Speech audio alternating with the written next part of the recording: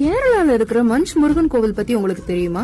இந்த கோவிலுக்கு வர்ற எல்லாருக்குமே மஞ்ச் சாக்லேட் தான் பிரசாதமா தராங்களாம். இங்க இருக்க முருகனுக்கும் மஞ்ச் மாலை மஞ்ச் காணிக்க தான் தராங்களாம். இந்த கோவில் 300 வருஷம் பழமையானதா இருந்தாலும் மஞ்ச் முருகனா மாறினது ஒரு 15 வருஷத்துக்கு முன்னாடிதான். இதுக்கு பின்னாடி ஒரு கதை இருக்கு. அது என்னன்னா, ஒரு முறை ஒரு முஸ்லிம் சிறுவன் விளையாடிட்டு இருந்தப்போ அந்த கோவில் மணியை தொடர்ந்து அடிச்சிருக்கான். அவனோட பெற்றோர் அப்படி செய்யாத அப்படின்னு அவனை திட்டி இருக்காங்க.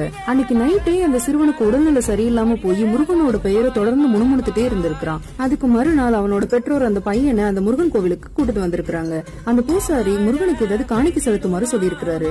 அவங்களும் எண்ணெய் மற்றும் பூக்களை வாங்கி காணிக்கையா கொடுத்திருக்காங்க. ஆனா அந்த சிறுவன் பிடிவாதமா கருவறையில உள்ள முருகனுக்கு மஞ்ச் சாக்லேட் தான் காணிக்கையா குடிப்பேன்னு அடம்பிடிச்சு கொடுத்திருக்கான். இது நடந்த கொஞ்ச நேரத்திலேயே அந்த சிறுவனோட உடல்நிலை முழுவதுமே குணமாயிருச்சான்.